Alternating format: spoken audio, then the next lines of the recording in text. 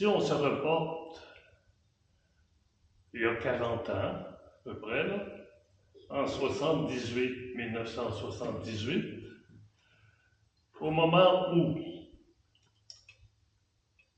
les bénévoles, Louis-Philippe Bonneau et d'autres, ont demandé aux affaires culturelles de voir s'il n'y aurait pas quelque chose à faire avec l'ancien presbytère. Il y a eu un comité de formé, il y a eu des rassemblements. Toujours est-il qu'en 1978, l'ancien presbytère a été déclaré monument historique. Il y en a peut-être parmi vous qui se rappellent qu'en 1978, l'ancien presbytère, la salle paroissiale, pendant 40-50 ans, est en train de s'écrouler. Le comble était tout vagué, les fenêtres étaient condamnées avec des panneaux drainés. Donc, à partir de cette date-là, ça n'a pas été facile à cette période. Je ne suis pas responsable de ce qui s'est fait, je n'étais pas là. Je suis revenu en 90. Mais les gens qui étaient là, les bénévoles, puis le conseil municipal, ont travaillé très fort et ont réalisé ça. La deuxième étape, c'est que la municipalité a fait l'achat de la maison de la paroisse en 82. Puis là, ils l'ont rénové, avec la Société de conservation du patrimoine, ils l'ont divisé autrement, puis c'était pour loger surtout les organismes paroissiaux. Donc, par la suite, puis oui, la municipalité l'a acheté parce qu'il y a eu des bénévoles, parce qu'il y a eu le comité d'école, puis d'autres personnes disaient, on a besoin de cette maison-là. C'est pas cher, la commission scolaire l'a offert à la municipalité pour $1.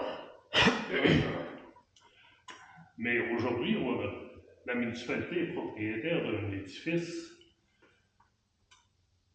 en bon état, parce que au cours des ans, la municipalité l'a rénové, a fait de la peinture, a refait la toiture, et ainsi de suite. Donc, c'était un départ. Par la suite, il y a eu tous les autres travaux, puis la rénovation du site patrimonial, la rénovation du presbytère en dernier. Alors, ce furent toutes des étapes qui ont contribué à faire en sorte que le site patrimonial, aujourd'hui, a une grande renommée. Les gens viennent voir, constatent que nos édifices sont en bonne santé, sont bien entretenus, et que les gens de la municipalité peuvent en profiter. Puis vous savez vous savez certainement qu'on a des visiteurs, mais malheureusement, on ne sait pas toujours les personnes qui viennent. Puis il y en a qui font des commentaires.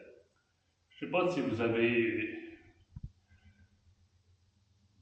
entendu parler que le 11 septembre 2024, il y a eu une chronique de Jean-François Caron sur Radio-Canada Audio, qui a duré 8 minutes, où il parle, c'est dernièrement ça, où il parle de notre site patrimonial, puis il invite les gens à venir voir, ça vaut la peine.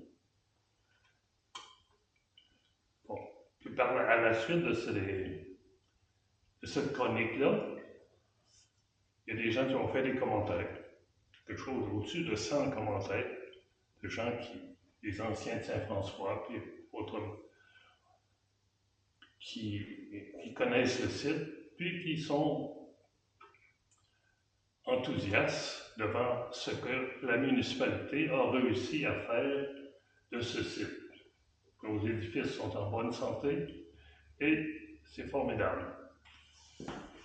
Et juste quelques mots pour parler du couvent. Vous savez que le couvent de Saint-François, c'est le premier couvent sur la rive sud, en 1763.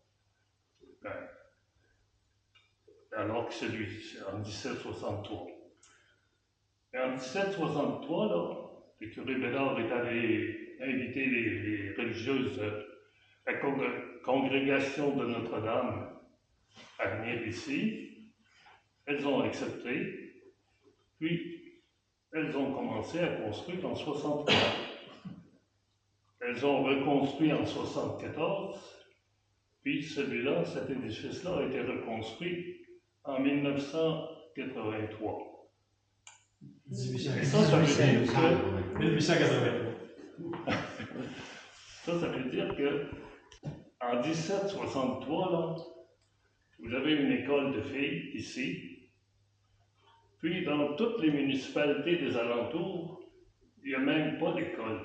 Il n'y a pas d'école du tout. Vous savez que la première école pour garçons ou pour l'ensemble de la population, mais c'était pour garçons à cette période-là, en 1831.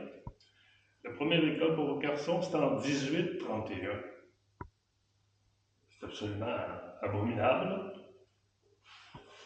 Puis, dès cette période-là, 1763, les filles reçoivent l'instruction, puis les religieuses, j'imagine qu'elles savaient bien enseigner, elles ont en quelque sorte initié des jeunes filles à l'enseignement, de telle sorte que la paroisse de Saint-François est devenue très populaire, dans le sens que vous aviez besoin d'une maîtresse d'école quand autour de 1840, les premières écoles ont commencé à se développer dans les paroisses et à travers le Québec.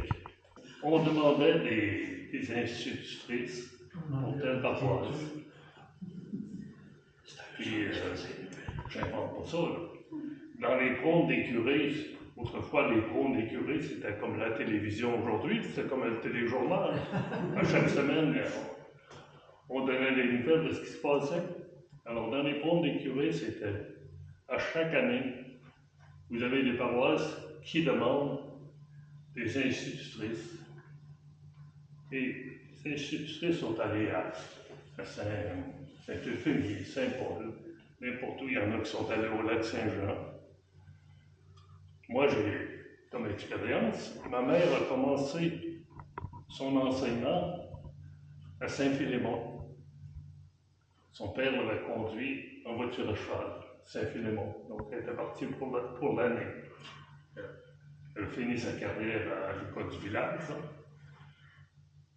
Puis, quand je suis revenu à Saint-François, M. Bonneau m'a invité à faire partie de la Société de conservation du patrimoine. Puis là, il m'a dit, ta mère m'a enseigné. Il dit, c'était une maîtresse femme. Même nous autres, on le savait parce que fallait être docile, il fallait obéir. Bon, mais avant, ça n'a pas toujours existé, les écoles normales. Il y avait ces maisons d'instruction là, qui donnaient qui préparaient les jeunes filles à enseigner. Bon, toujours est-il que le site patrimonial aujourd'hui est important. Il est renommé.